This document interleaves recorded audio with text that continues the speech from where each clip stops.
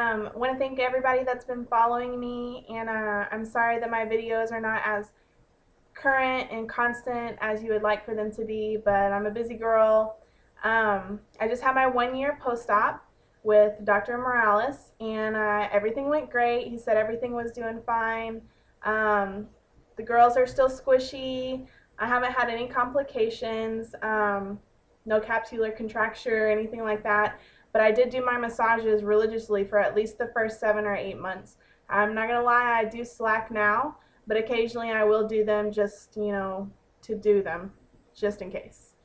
And I wanted to do a video today on 10 common myths about breast augmentation. And this is not from like a professional standpoint, obviously. It's just from my experience and what I know from what Dr. Morales has told me. So the first one is, everyone will know I have breast implants. So this one I can definitely say that no one knew, even with me being missing from work. My colleagues didn't even know that I had breast augmentation done.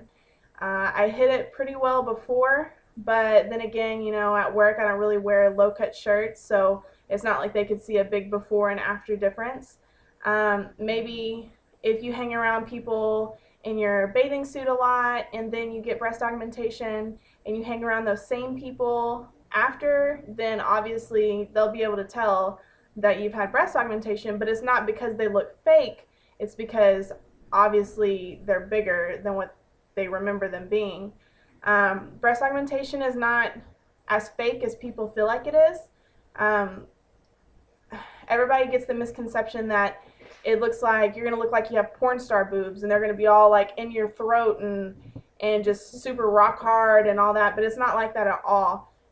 It just depends on your preference. I mean, you can get them like that, but most plastic surgeons will want to go the more natural, soft looking route because, who wants to look fake? So another myth would be that the breast implants have to be replaced within 5 to 10 years. And I did think this before I had my consultation and everything. And come to my surprise that some patients come in after 20 years of having them just because they want to go bigger, because they had kids or something like that, not because they need them replaced. So you can go for as many years as you want as long as they don't rupture. Of course, whenever one ruptures, which is a very, very slim chance of happening, you want to go in and have it replaced, but until that happens, there's really no need to get them replaced unless you're having any type of complications. A third myth would be that you have to change your lifestyle or activities. A lot of people are scared to go get breast augmentation because they feel like they're not going to be able to do things they love, like running or scuba diving, or I don't know, some people think that they can't fly, that their boobs are going to explode, and this doesn't happen unless you go to Mexico. Don't go to Mexico. And anyway, the activities are restricted for a little while after breast augmentation because your body needs time to heal. But this is not a permanent situation. You can go back to your activities and your hobbies as soon as your surgeon clears you to do so. The time limit obviously varies depending on your body and how they feel like you're healing, but it's not just you can never do anything you love ever again. It's not like that. A fourth myth is that a large implant will correct droopy breasts. While some women have a little bit of a droopy breast, if their nipple doesn't come even with their fold, sometimes a large implant can help lift the nipple, but if the nipple comes even with the fold of the breast, then you're probably going to want to consider having a breast lift. While it can help, it can't actually correct it. So a breast lift would probably be the route that I would take. A fifth myth is that implants feel unnaturally firm. While implants will never feel like a natural breast, they don't feel hard. Like you can see mine, I think the bra is more hard than my actual breasts are. They're squishy, like my boyfriend doesn't complain. So, I mean, honestly, if you want the softer route of the two between saline and silicone, I would definitely go with silicone. Saline is still soft, but it's not as soft as silicone because silicone is more of a gel type material. A sixth myth would be you cannot breastfeed with breast implants. And I was kind of scared about this one because one day I do want to have kids and I do want to breastfeed because it's proven to be best for the child. But I was scared that if I did this that I wouldn't be able to breastfeed. Breast augmentation doesn't affect your ability to breastfeed. Whenever they're putting the implant in, whether you go under the muscle or over the muscle, they're still putting it under your breast glands that produce the milk. So it doesn't interfere with your milk production. There's no issues at all. You can still breastfeed. Another myth is breast implants cause cancer, which I did kind of read about this whenever I was doing my research, and it did kind of scare me a little bit, but it's not something that you hear commonly. You only hear it whenever you're actually researching it, whenever you're trying to figure out what's the downside of having breast implants. There's no actual data that supports this at all. There's a lot of theories and stuff like that, but they haven't been proven. So you shouldn't worry about this because if it did cause cancer, there would be a sure link to it by now. Another myth, silicone implant ruptures will leak all over the chest cavity. While this was true about 20 plus years ago, they've updated the silicone content, so it's not the same as it used to be back in the 90s.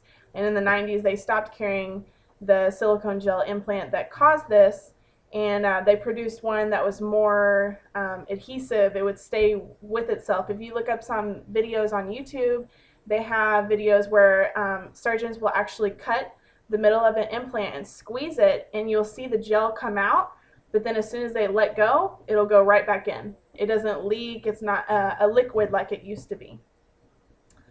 Another one is breast augmentation raises the level of the nipple. This kind of goes hand in hand with people thinking that a large breast implant will correct a droopy breast.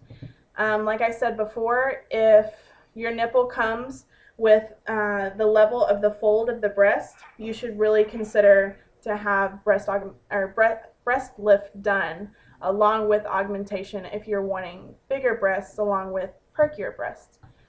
The 10th misconception is that Botox can be used to lift the breasts. This is a scam. If you hear anywhere, black market, whatever, that they're using Botox to make your breasts perkier or whatever, please do not do it. It's unsafe, I'm sure. They're just trying to get you for your money.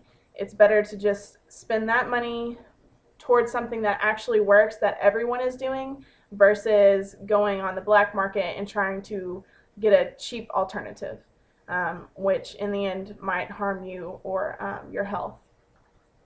And finally, I just wanted to point out that the FDA on the silicone, a lot of people think that it's unsafe, or that it can be toxic to the body.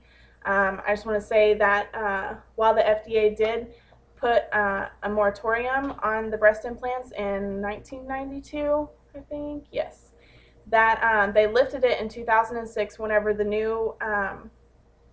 when the new gel implants, the cohesive gel implants, came out. So these have been proven to be safe, and they lifted the moratorium in 2006, and there hasn't been any complications since then. So if you really want silicone but you're scared because you've heard all these stories, don't be scared. Everything's fine. The FDA approved it, and you know they won't approve it if they don't like it. But yeah, that's all I got for you today. I just wanted to update you guys and give you something.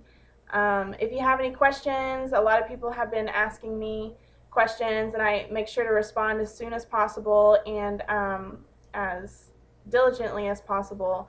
But I hope that everybody is safe out there and don't do any black market breast augmentations. I'm not saying don't go to Mexico. I'm just saying make sure that the people you go to in Mexico are actually licensed and able to do these type of surgeries. But besides that, that's all I have for you guys. If you're in the Houston area, make sure to hit up Dr. Morales. He just opened up a new site in Katy, so he's expanding his footprint. So make sure to hit him up, and the consultation is free. So anyway, I guess have a good day. Bye.